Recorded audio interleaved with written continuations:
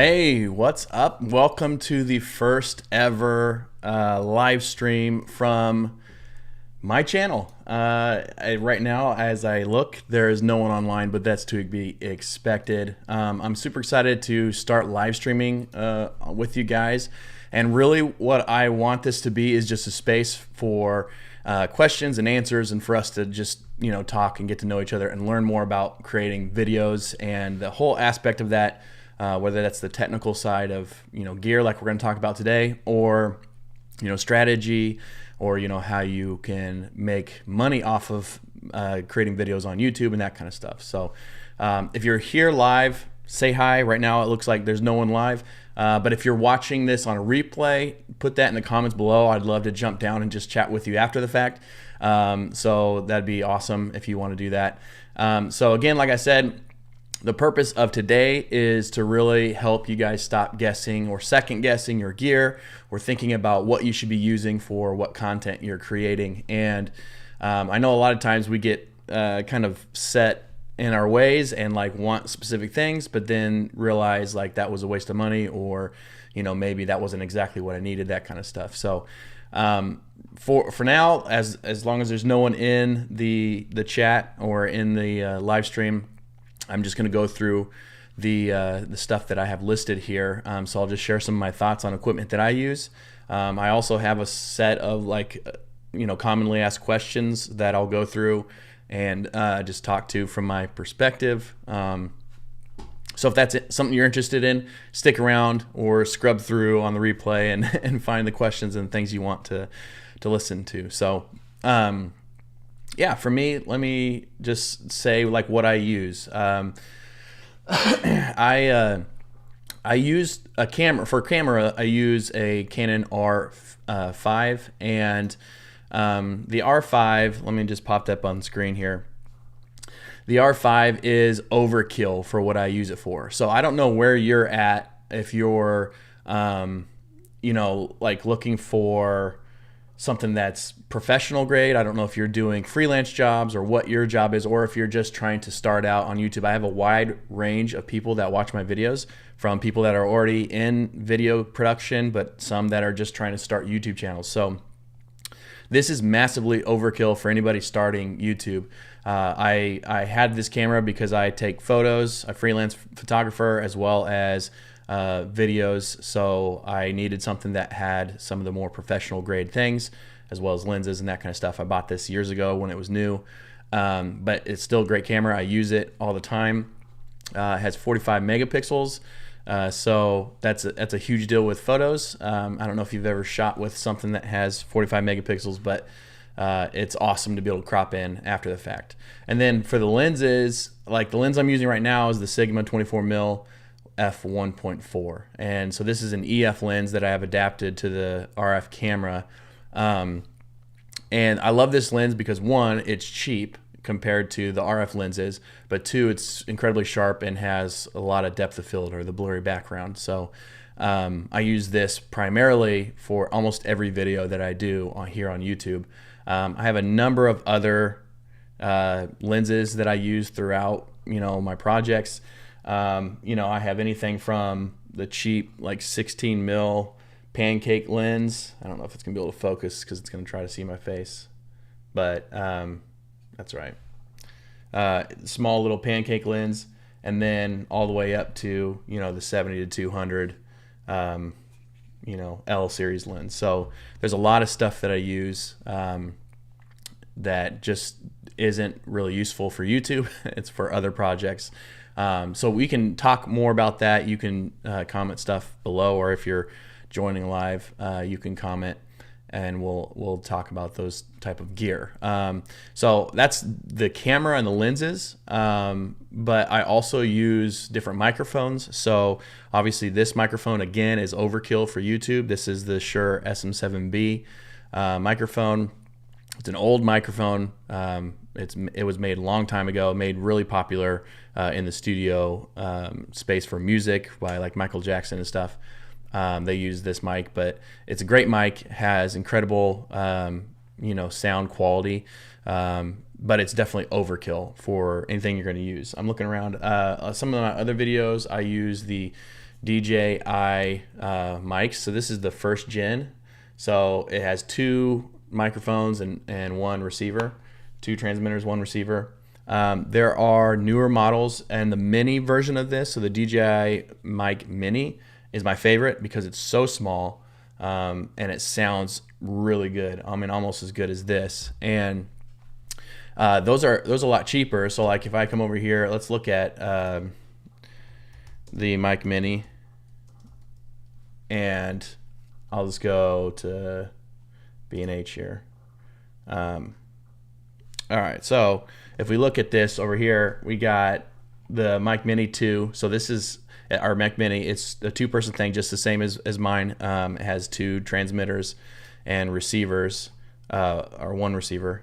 So these are the 2 microphones, but they're tiny. I mean, just so small, and you can put them anywhere. You can clip them, you can magnetize them. But this is only $170. Like, and I know that may seem high for people that are just starting out, but $170 is actually quite low when you're talking about microphones and gear. There's a lot of knockoffs from this microphone that you can find on Amazon.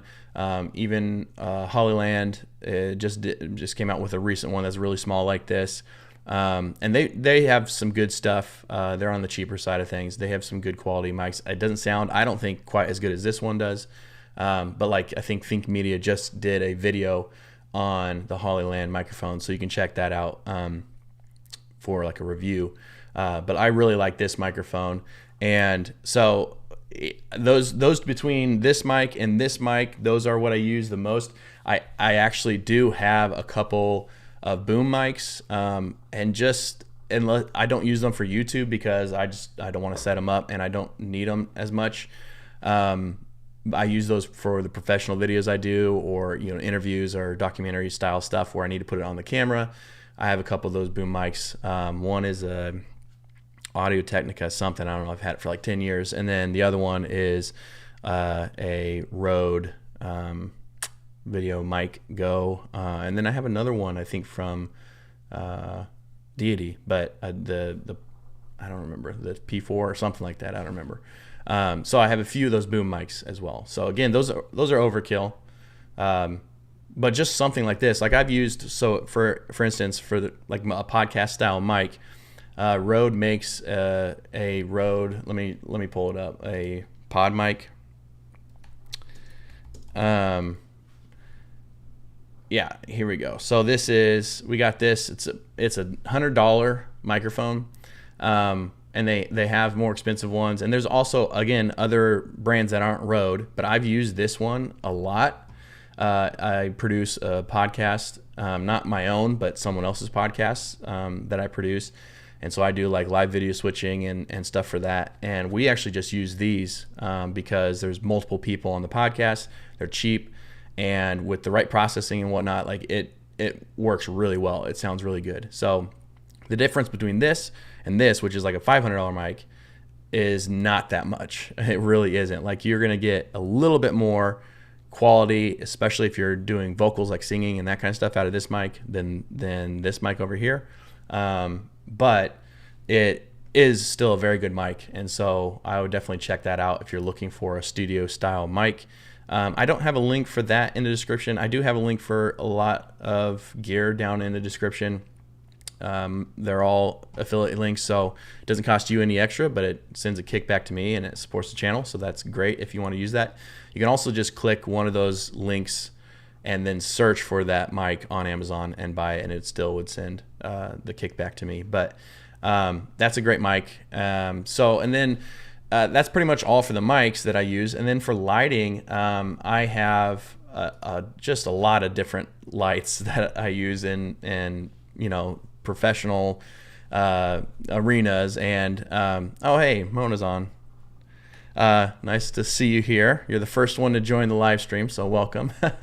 I've just been chatting about different gear and stuff that I use, which is basically what I'm doing today. But I was just sharing about microphones and what I use, and I just kind of switched to lighting. So the different lights that I use, I don't know. I mean, I used a lot of the Aputure stuff or the Amaran 60X I use as well. So, you know, that's a fairly cheap one at 160.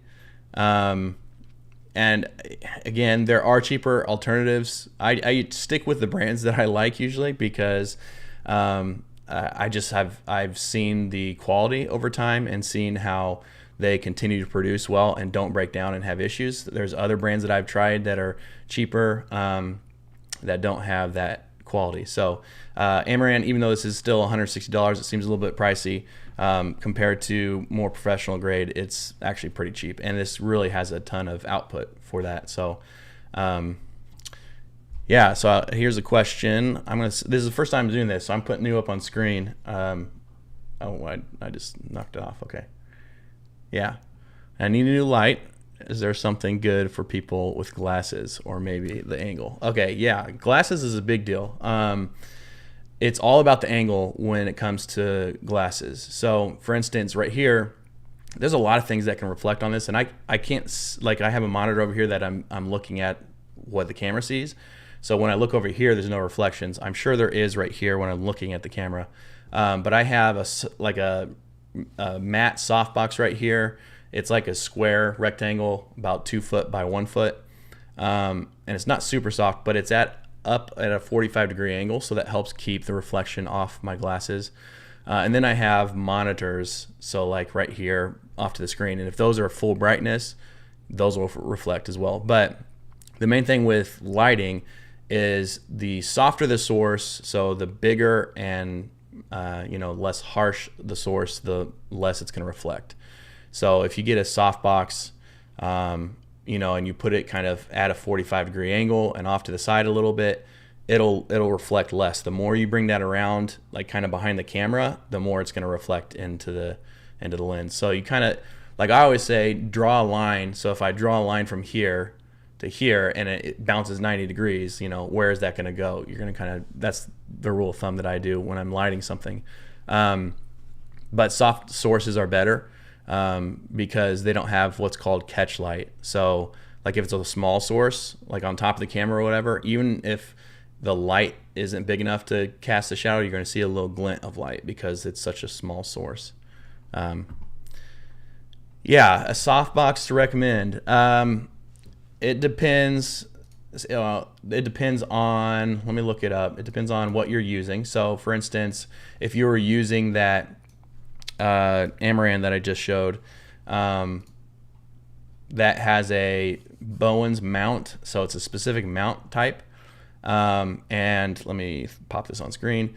So you have a big, like 3-foot light dome from Amaran, so you can buy, again, that brand. Now, this, as far as attachments to lights, I don't necessarily think you have to buy the brand. So Amaran makes these, but you can find a little bit cheaper ones on Amazon that are Bowens mount too. So like right here, BOWENS, that's the mount for that type of light. And then like this one's a little bit smaller, so it can range. This one's interesting. It's a lantern, so like it makes the whole room soft, so it'll light up the whole room if you need a lot of light in the room, not just the subject. But I would get some of those. Like, you don't need to get up to these ones. If you really want a huge softbox and you have a ton of room, you can start spending more than $100. But really, anything less than $100, and that's for that type of point light from like a Bowens mount.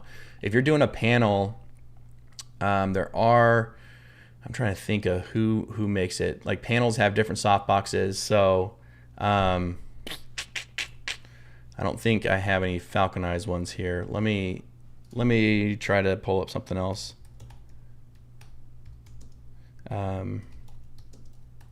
Like the one I'm using right here is a Falconized matte light. I don't think that's on B&H. Let me pull it up in Amazon. Bear with me here. Let's see. Well, doesn't seem to be showing up.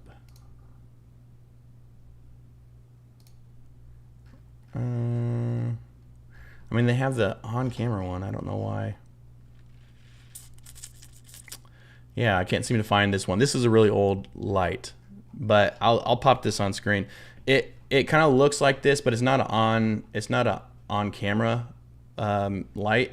It's bigger than this, and it's like mounted to just a light mount on my desk. But it came with like this thing that I wrap around it, and it's about 2 inches in front of it, and a soft box. So it's really low profile. You don't really see like panels have soft boxes on them. They usually have plexiglass or whatever they bring right in front of the light to soften the light. Panels are more soft to begin with than like a point light, like the Amaran 60X that I showed earlier. That is more of a point light, so it has just a big chip, LED chip that lights it. So those will need soft boxes. So I don't know if that helped. I mean, there's so many ways to go about it, and I can nerd out about it. So hopefully that was somewhat helpful. Definitely look on Amazon. It depends on the light though that you have, on what kind of softbox you can get. I will say that the bigger the size of the softbox, the more room you need, like depth wise, in your room, because it's just going to kind of extend a lot. There's other ways of getting around soft lighting as well. For instance, I think, let me pull up one of my older videos here. So this video right here, I'm not gonna turn it on because I don't think it might do. Let me click it. It might start playing. Okay, so like if you look at this lighting, which is it's okay, but I actually didn't use this softbox pointed down at me. Actually, for this one, it was just daytime. I wanted more what's called a high key lighting, so I just turned it around and pointed it up against the wall. So I have a wall right behind this desk, and I pointed it up at the wall and the ceiling and bounced the light around, which just gave this really soft fall off. So it almost looks like it's just lit by daylight, like it's not even a light. But if I were to turn that light off in this video, it would have been really dark in the room. Like this window here doesn't really bring in that much light. So all this light you see on me and on my shoulders and really in this room, other than like, the fake lights here and that, are this light bouncing off the wall, and it creates a really soft light. So if you're in a room, in a space like that, that's also how you can do it without a softbox. You can just bounce off the wall, bounce up at the ceiling at 45 degrees, and just fill that space up. You'll have to have a lot more output on your lights. Like the brightness of your light has to be pretty bright to do that. But yeah, that's one other way of doing it too. So anyway, yeah, so that's kind of the lighting setup that I use. And I also use, so just to talk about, I mean, this isn't really gear, but like software wise, I edit in DaVinci Resolve. And then for like thumbnails and stuff, I use Photoshop for the most part. I also use a software called Luminar Neo. And that's, it's an interesting, and I want to make a tutorial on Luminar Neo actually pretty soon, because it is a really interesting and useful tool, and it's a little bit different. It's on that side of things where it likes to use AI a lot. So for instance, I'll just pull it up. I gotta put it in the window here. Okay, so like on this one, this is Luminar Neo, and this is like the thumbnail I use for this live stream. I make that all in Photoshop, but then I do like the finishing touches in Luminar. And that's because like I can add a lot of just punch to it and color to it.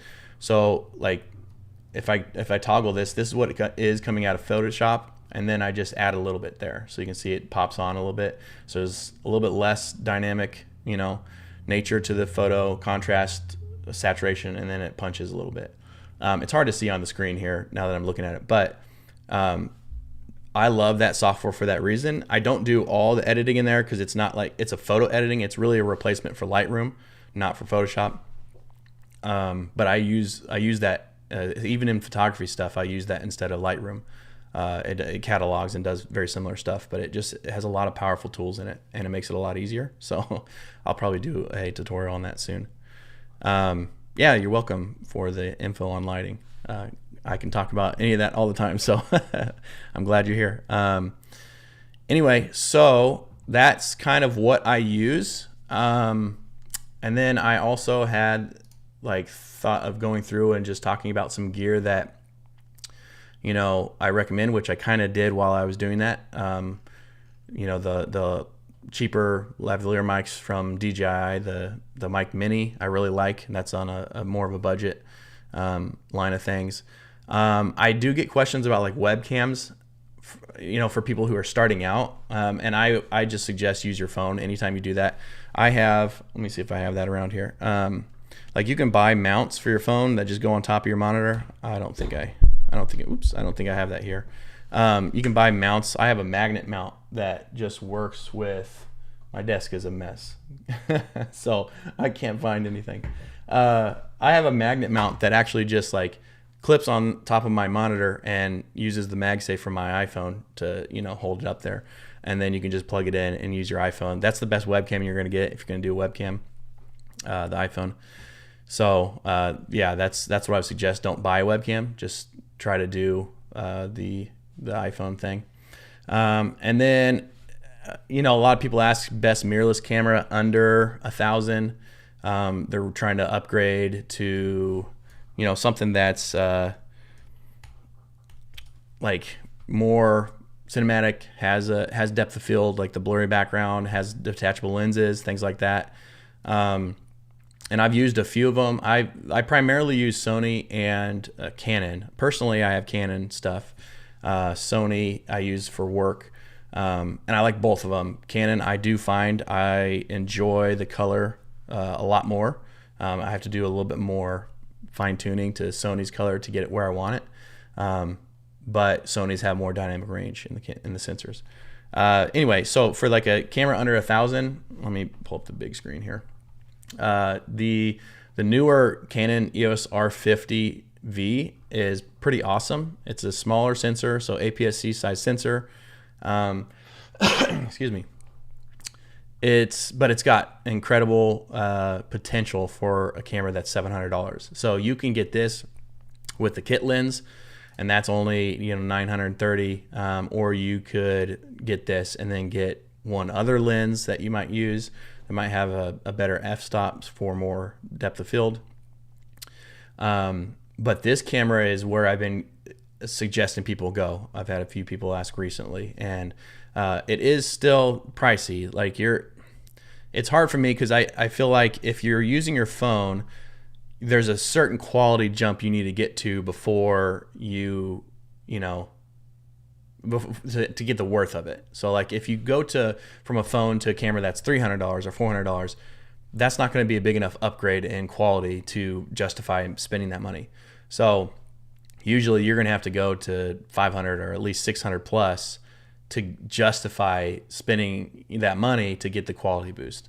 So that's why I don't go down to like some of the more point and shoot cameras, because I just think your phone is good enough nowadays, especially if you have a new phone, that you don't need to spend money on a camera like that. So if you are wanting a little bit better, you know, camera, go at least to this level or above. But anyway, so that's the camera that I would suggest under $1,000. There's a Sony version of that, and it's the EV10 something, like the second Mark II or whatever, and that does a good job as well. Similar, but I like this better because of some of the features it has, 10-bit recording and that kind of stuff. All right, so some common beginner mistakes when it comes to gear are the prioritizing the camera over lighting. I think that a lot of times people they get the shiny object syndrome, and they love to look for gear, but they specifically look for cameras. And to me, cameras are great. And again, I have an R5, and it's a pretty expensive camera. But ultimately, that's not near as important as the lighting and the sound. The sound specifically is the most important, but lighting is important as well if you're trying to create a mood or look professional or that kind of stuff, where it's not just like a webcam look. You can do that with an iPhone. I've shot many videos with an iPhone and done proper lighting and sound, and they look professional with iPhone. So don't prioritize cameras over your everything else, your lighting and your sound. That's more important. All right. And then another problem or another mistake that beginners make with gear is thinking that it solves the content problems. So you're look like a lot of times when you're looking to start something, and I've done this too, I'm guilty of it too, where you're wanting to start a channel, or even if you're like doing freelance work and you're like, oh man, my videos are going to be so much better. My content, my YouTube channel is going to be so much better if I had this camera or I had this light or had whatever. That's not the case. That'll never be the case. Gear will never solve those problems. So don't think gear is going to solve the content problems. You got to work on the content for what it is, not for the gear you're shooting it with. And then also, like, sometimes you get stuck in what I call like the upgrade loop. So you have a camera, but you want to upgrade, and there's all these videos on YouTube about, you know, this new camera, whatever, and you kind of just get in that loop of I'm constantly looking for the newest upgrade to my gear. Don't mess with that. Like, stick with it. Like I said, I had this R5, I don't know, 5 years now. I don't plan on even upgrading from this for a long time because it's so capable. All these cameras are so capable of what we need them to do. So it just doesn't make sense to get stuck into that loop. All right, so that's all like the stuff I had to talk about for me. I do have like a whole set of Q&As from just random things that I've seen, and also ChatGPT asking to see some commonly asked questions. Before I jump into those and just talk about them, because, you know, I do have a couple people on here, and if you have questions and you're watching, put them in the comments and I'll answer. Or if you're watching the replay, drop those in the comment section below, and I'll jump in and answer those as well. But before I jump into that mock Q&A session, I just want to plug, I have a free Creator Lab community that's coming up in September. It's going to launch September 1st. I'm covering that space a little bit, but it's going to launch September 1st. It's a community on Skool where we can just grow together and make better videos, and a lot of the stuff in there is going to be talking about just the technical skill level of lighting better, you know, getting better audio editing faster and more confidently, and that kind of stuff. There's going to be challenges. I'm going to try to weekly challenges put out there for you to do if you have time to do them, so that you can get better at stuff. That's what this whole community is about, is just to incrementally get better and do stuff. Because I feel like for me, when I started YouTube, like, I've been in video and kind of that creative, you know, space for 15 years. But when I wanted to start YouTube, I got stuck in this loop of not doing and only watching YouTube channels and watching videos and whatever. So, you know, I want a space where we can challenge each other to do more and get better at stuff. So that's what this is. So jump down in the description. There's a link there. You can join there. And so I just wanted to talk about that before I went to the Q&As. Mona, you had another comment. I noticed that when you upgrade, you discover something else need to be upgraded to work. Yeah, absolutely. So basically, every time you upgrade something, there is usually other things you have to purchase with that to make it work. That's one of the worst parts about upgrading gear. I've done that so many times.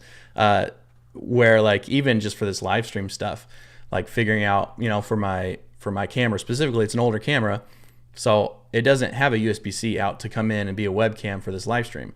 So then I'm like, okay, it has to come out HDMI, and so then I buy the, you know, Cam Link, but then the Cam Link needs I have a specific cable I have to go to my camera. Anyway, there's like 5 other things I had to purchase. So yeah, that definitely happens, and you gotta do, that's part of the research. And that's honestly probably why we watch so many videos on YouTube about the thing that we want to purchase, because we want to make sure we know exactly what we're getting into. But I don't think you can ever watch a video that tells everything. So what streaming platform am I using? I'm using Ecamm Live, and that was, I did purchase there's no if I did the free version, there would be a watermark. There's no watermark. So I purchased the version. It's quite expensive. I'm trying to think, like, the pro version's like $300 a year, or something like that. But I'm using that because I want to be able to, I'm on Mac, I want to be able to throw some stuff up pretty easily. I have used OBS before, not for like personal live streams, but for work. And that's cumbersome at best sometimes. And then I've also used Restream for other things as well, or not Restream. I have used Restream, but StreamYard is what I was trying to think of. I've used that as well, and that's okay. I don't like browser-based apps though, so Ecamm Live is what I'm using. Let's see. Yeah, that's why that's a thing for sure. There are ways to make DaVinci a little bit quicker. I'd be curious, what computer do you have? Is it like, you don't have to like look it up, but if you know off the top of your head like what kind of specs it has.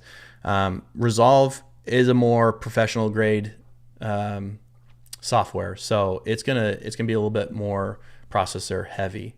I have found, so I've used pretty much almost all editors except for like the really simple ones. Like I have not used CapCut before, but I came from Premiere. I did Premiere for years. I've used Final Cut. I've used, if you've ever heard of Avid is a kind of film industry standard, but it's kind of going away because it's crappy. And then also DaVinci Resolve I've used for years as well. As of those professional grade editing system softwares, I think DaVinci is the fastest. Final Cut is very fast on a Mac. Obviously, it's optimized, but DaVinci is just as fast, I feel like. So, I think CapCut and using some of those other ones are quicker because they're not going to be as processor heavy. So, yeah, if you're on PC, then obviously Final Cut's not an option, but Resolve is a very good option for that. But if it's old and its hard drive's full, that's a big deal. Honestly, a lot of people don't think about that too. Not to get nerdy about computers, but the speed of your hard drive is actually usually the bottleneck. So you might have RAM or a good graphics card or something like that, but if your hard drive read and write speed is slow, that slows down video process a lot as well. So who knows what the speed is of that in your computer. But that, you might have to that might be an upgrade you'd have to do to use Resolve to its full potential, and not be frustrated by it. There are some workarounds, but they just add so much time to it. So like you can make what are called proxies, and that essentially is like a low res version of every file that you bring into Resolve. So it'll do it automatically. You can have it set when you bring files in, it's going to kind of do an export of all those files and into a proxy version, and that will kind of give you easier editing workflow because you're using really low res versions. But then when you go to export, it's gonna swap those files back out for the full res, and whatnot. But that's, you don't have to do that. That can be a lot more to the process. So anyway, so let me jump into just this little Q&A section of stuff that I've kind of just gathered. Again, if you are watching and you have any comments or questions, drop them in there and I'll chat with you.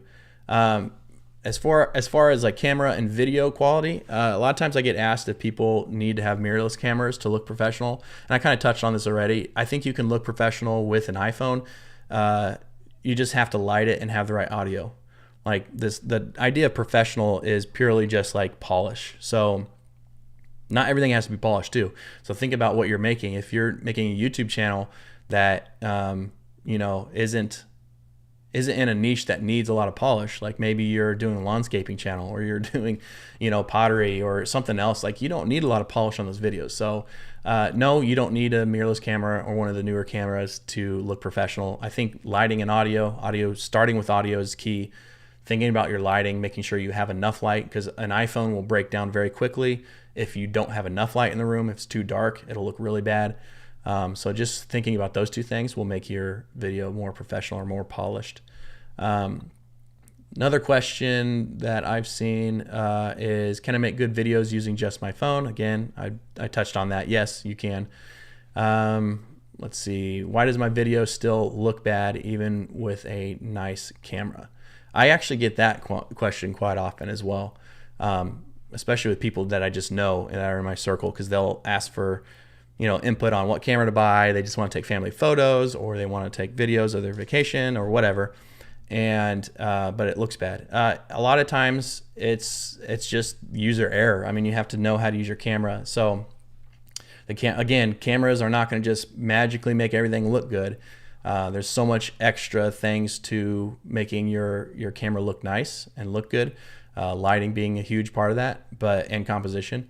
But you got to make sure you have your settings right. You got to kind of nerd out and get into what all the settings mean, as far as like the bit rates and other stuff. And I'm not going to go super into that. We can do that another time. But yeah. And then another question that's commonly asked about cameras: what's more important, resolution, so 4K or lighting? I think lighting is definitely is way more important. I've kind of already answered all these questions before I even got to them. 4K resolution. I love shooting in 4K. I really don't like shooting in HD at all. But again, like so let me pull up this video right here was actually shot in 1080. So it's uploaded in 4K. That is something that if you don't do, like when I edit, so I'll edit on a 4K timeline, even if I shot in 1080, because you can do some sharpening and stuff to actually improve the look a little bit. But the main thing is the way YouTube compresses the video that's in an HD video is way harsher than a 4K video. So even if I shoot in 1080, I'm going to export in 4K because I want to upload in 4K so that YouTube doesn't compress as much as it does on a HD video. So there's a little tip for you if you've never done that. All right, last one for like cameras and video quality. Is it worth using manual settings or just stick to auto? There's a lot to that question, and it really depends on what you're shooting. I always use manual settings for pretty much everything because I want to set it where I want it and I want it to stay there. Especially with video, you don't want like the exposure going up and down, and that's one thing on like iPhone. You'll find if you're using the default app, sometimes it'll do like the auto HDR or whatever, and the sky will be like really blue and then it'll go away and it'll be like really white because that's what the sensor's seeing, or like the exposure just kind of goes up and down. That's why on an iPhone, if I'm gonna shoot with an iPhone, I actually use the Blackmagic camera app so that I can set the specific ISO and shutter speed and white balance and all those things and leave them because I want the video to stay consistent. So that way when I add color grading or do stuff in post, it's the same image, it's not changing throughout the video. Now in photo mode, I actually use auto for a number of things. If I'm, depending on what I'm shooting, like if I want a specific shutter speed, then I'll use a priority for that and have it do auto ISO or something like that, like if I'm shooting sports or whatever. So it just depends on what you're shooting. But for video, I basically do manual. If you don't want to figure all that out, you can shoot in auto. That's great, but you're going to probably find a couple of things that happen that you're like, why did that happen? And it's probably because you shot in audio, or auto. All right, so then like moving on to lighting. Common question is, what kind of lighting setup do I actually need? For talking head videos like this one, I have 3 lights in this room. I have this softbox that's kind of a matte light right up here. It is fairly small, probably like 2 foot by 1 foot. And then I have a light like right off here. It's like just a stand-up LED light that's lighting me for kind of a backlight. And then that's a practical light. I guess I have 4 lights. That's a practical light, doesn't really do anything other than just look good on the screen. And then I have a light up here that's lighting this background. So like this little pattern right here on the wall. And that's an interesting light. I should pull that up. That is, let's see. Let me look for that light. That light is from, I believe, Amaran. I could be wrong. I'm trying to remember, but it's like a little flashlight with a gobo. A gobo means like go between. It's a thing that you can use to like cut out the light and shape the light. It's a small rig light. Okay, that's what it is. All right, so this is a small rig light here, and so that's what's lighting my background, like right over here on the wall. It looks like a flashlight, and it has like RGB colors. But then you get like these different gobos. So like you can see like the different patterns that it can make and shine up on the wall. And it's pretty cool. It's battery powered. It has a long battery, 100 milliamp.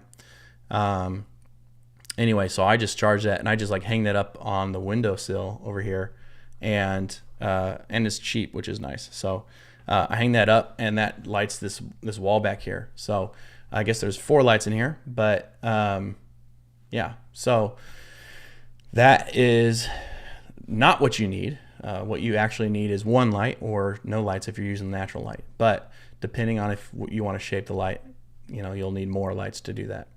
How can I fix shadows or weird color in my videos? That depends. I think, for instance, like if this light wasn't on, so if I turn this light off over here, there's a lot of shadow on my face. So one thing you can do is, I'm trying to see if I have like a piece of paper over here. One thing you can do is get a bounce. So like you can see it already filled up. So like a bounce card. So this light's lighting me, but there's nothing hitting this side. But if you put a bounce card, obviously you need one bigger and off screen. But like if I bring a piece of paper up there, it bounces up on my face and fills it in so it's not so dark. So you can shape shadows by bouncing light around and putting it in places that wasn't in the first place. So that's how you mess with shadows or fix shadows. If there's weird shadows, you just move the lights around. And weird color, that just depends on where that color is coming from. If it's from your camera, then your white balance probably. So checking your white balance to make sure that your white balance is in a good spot and it's actually matching the color temperature of the light would fix color. Let's see. Again, if you have questions and you're watching live, drop them. Mona's been asking some questions, but there's a couple other people on, so if you want to ask any questions, drop those in the comments. We're just talking about gear, but honestly, it could be anything. You can ask anything. It doesn't have to be gear related. Let's see.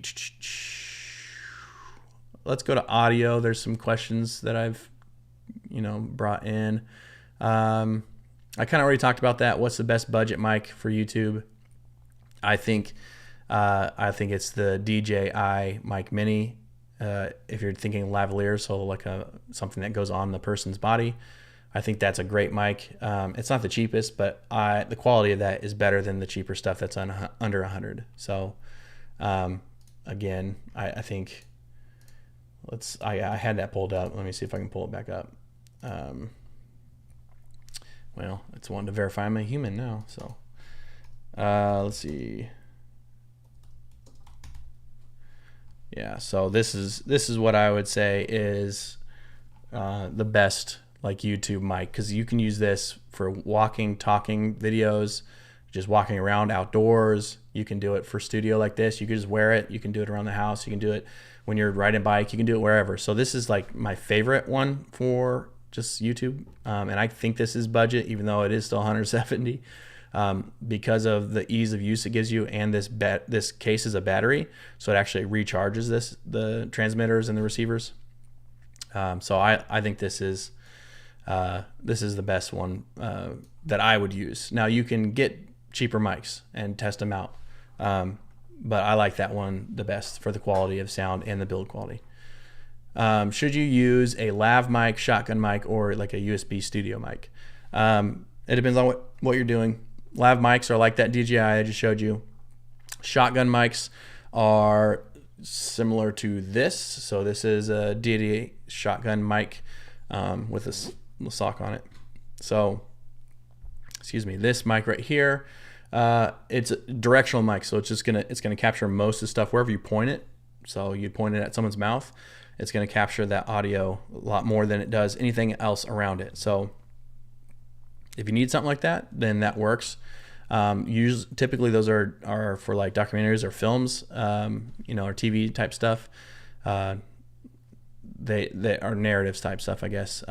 They are able to really capture exactly what you want to capture and nothing else. So, and then the USB studio mic, this isn't a USB mic, but similar thing. If you're just sitting at the desk and you want the best voice quality with the most outside noise removal, this is the type of mic you need to get.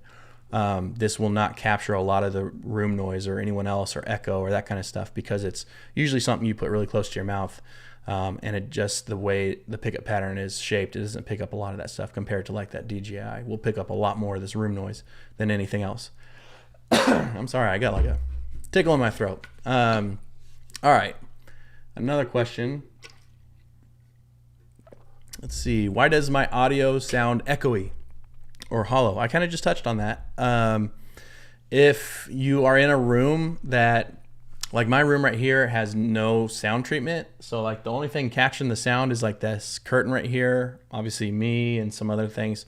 The more like plain your room is without soft materials, the more the sound is going to bounce around. So find a room that has more soft materials like beds and couches and pillows and blankets and just all that stuff. It'll automatically sound less echoey and hollow. Like you could walk into your closet and it'll probably drop way down the amount of sound that bounces around because there's so much clothes in there.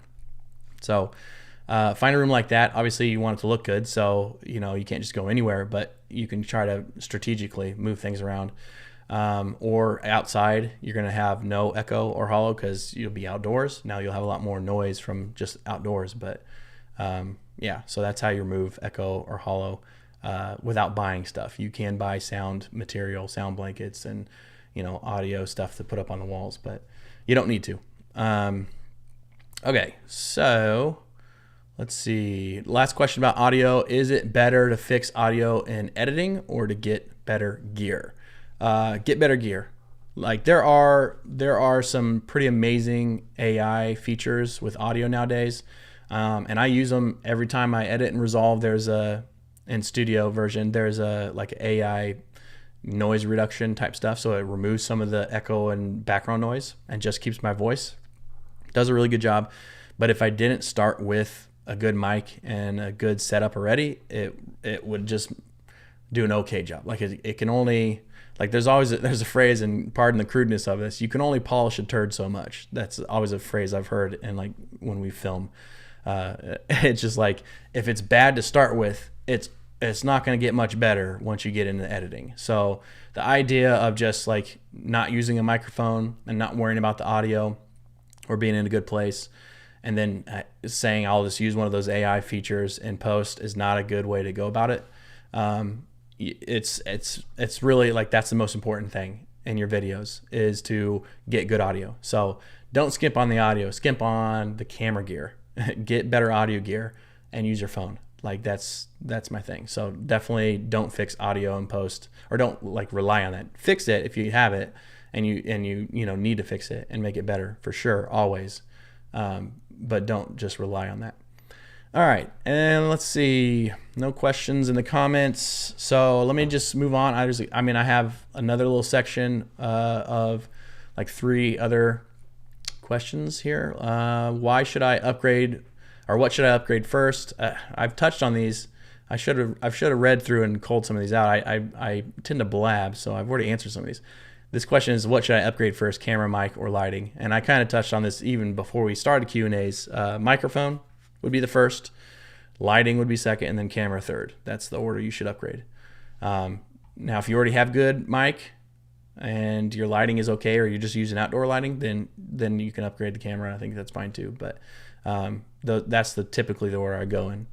How do you avoid wasting money on gear that you don't need? That's a hard one, and everyone has to kind of figure that out on their own. Because I've totally wasted money on gear that I don't need. But at the same time, I've always been glad to have it.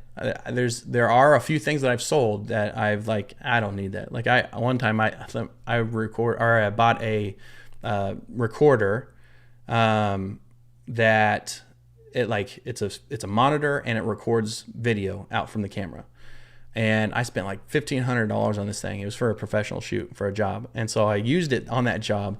And then immediately I was like, I don't need this. Like it was great. It was kind of nice, but it really just added more to my workflow. So I was like, I didn't need that.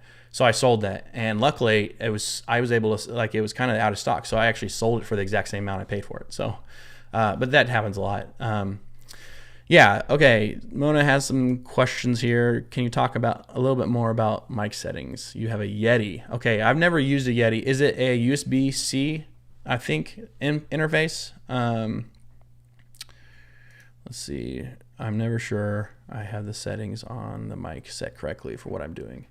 Yeah, I'd have to look up. Let me look up the Yeti. The blue Yeti mic, I'm assuming, is what you're using.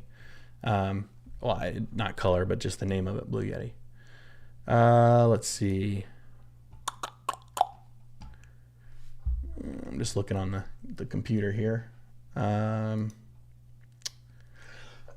So it's USB interface, which that doesn't change much other than how it brings the audio in. So that shouldn't be an issue. Yeah, okay. So like I can walk through just some of the pictures they have. So obviously the capsule array is just where the mic, that's just holding the mic inside of this. This is just a protective thing. Mics, you know what the volume input is. So microphone gain will boost the sensitivity of the microphone digitally. So it's like amplifying the sensitivity of it. So if your volume is too low and you're not getting enough volume into the computer, this microphone gain will boost that. It'll start turning up. Now it can start to distort the sound a little bit and cause problems if you go too far, but definitely use that if you're wanting to bring more volume into the computer. The pickup pattern also will change. I don't know if they have a picture of the pickup pattern. I'm trying to think. Usually there's like a little image that shows you the different pickup patterns if it's going to switch a pickup pattern. So the pickup pattern is basically how the microphone listens. So like this microphone here has a pickup pattern that's like dynamic. It's a dynamic mic, but it's just like a cardioid. So it's basically just a round ball, but it only goes like this far. Like that's how much you're going to hear. Like the closer I get, it gets louder, right? Sometimes that can switch to a shotgun mic like I talked about on this, where this pickup pattern is basically much farther out in front of this point and a little bit back here, but on the sides, like if I was talking to this mic on the side, you would hardly hear me. So that's what the pickup pattern is on there. Let me go back to that. So if there's an actual switch to the pickup pattern, you can adjust that and it'll change the way that microphone listens to the audio that's around it. I don't know if that's what that's meaning. I've never used that microphone. So over here in the settings, so de-essers are they lower what's called sibilance. That's what the esser is. So like when I'm saying a S sound, usually it can like whistle. It can get really high frequencies that are annoying. If you turn that on and you basically are cutting that out. So the further you move this slider to the right or left, I don't know how it's going. Let me look at it. Yeah, the further you move this to the left, the more it's going to bring that out. Like bring the high S sound out of it. Okay, so all right, you have another thing. I think this is what it means, the pickup pattern. Yeah. Yeah, I don't know exactly. If it changes the pickup pattern, then that's interesting, but you can play with that. The depopper is for the P's, Plovence. So like, that's in a very big studio mic when you're doing voiceovers, they have that little circle, like almost foam filter in front of your mouth to catch the air, the plosives, from popping the mic. So that's what this depopper is. So just anything that pops the mic really, really loud, it'll try to drop that down as well. And then the limiter is a slider that just limits the overall volume and output. So that if you don't want it to ever peak, like if you yell or something and you don't ever want it to get to zero and like blow people's speakers out, you can put the limiter on. Yeah, I don't know what other settings there would be on it. If you have more specific question on settings, I'd have to like use it or look up a tutorial to answer that a little bit more specifically, because I haven't really used that microphone. Anyway, hopefully that helped. I don't know. I just rambled on, so hopefully that was helpful. Don't mind me cracking my knuckles randomly. Sorry, I just do that sometimes. Okay, so I have one other question. That's just general gear stuff. Is what gear setup would you recommend for a total beginner? Again, I kind of talked about this. Oh, perfect. I'm glad that helped. Thanks for asking and interacting. This is great. Yeah, gear setup would be a phone, like using your iPhone or whatever phone you have, and then getting like that DJI mic or a mic that's similar. If you're a total beginner, I wouldn't do anything other than that. Like, don't spend money on that. Figure out what content you want to create, who your target audience is, and why you're making videos before you do anything like that. So, yeah, okay. Yeah, definitely. I think my kids do that too. But I don't even know. Sometimes I just like start popping my fingers and like, oh man, that's crazy. It's funny, but anyway, yeah. So that's that's it for the live stream. Those are the questions I had. Again, if you're watching this on replay, I think it's just Mona here with me. But if you're watching on replay, join the community, the Creator Lab community, if you want a space to, learn together, grow together, be challenged. Again, this is probably for people who are wanting to be content creators, not just making videos on the side or freelance necessarily. But if you're wanting to develop content for YouTube and learn all the ins and outs of editing and skills like that, join that community. Link is in the description. Yeah, I'm excited for it too, and I know Mona's got a community going too, so you can jump on her community as well. I think that's happening the 5th, right? So there's a lot of communities starting that I'm hopping in from people that are just starting them, and so that's pretty exciting to see. So all right, that's pretty much it. I will try to live stream every Friday. I'm just gonna start doing this and hopefully be able to help people with questions that they have about gear and video, like making videos and anything else. Thanks to Mona and everyone else. There was a few other people that caught the live stream while I was on. Thanks for you guys showing up, and thank you to all you replay watchers, because I oftentimes have to watch live streams on replay. I love to catch them live, but can't always do it. So that's pretty much it, guys. Thanks for joining me, and I will see you guys next week. Peace.